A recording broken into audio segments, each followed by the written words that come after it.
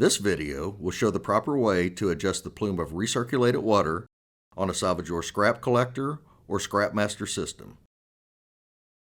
These systems can recirculate up to 30 gallons of water per minute and are designed for single operators. Adjustment is simple. Both systems use a plume of recirculated water for scrapping dishes. This plume of water is adjusted with a red handle on a valve located underneath the system. To increase the plume of water, turn the handle on the valve counterclockwise. To decrease the plume, turn the handle clockwise. Keep adjusting the valve until the desired plume height is achieved.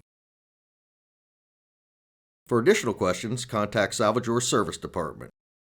For notifications on new content on Salvajor's YouTube channel, please like and subscribe. Thank you for choosing Salvajor.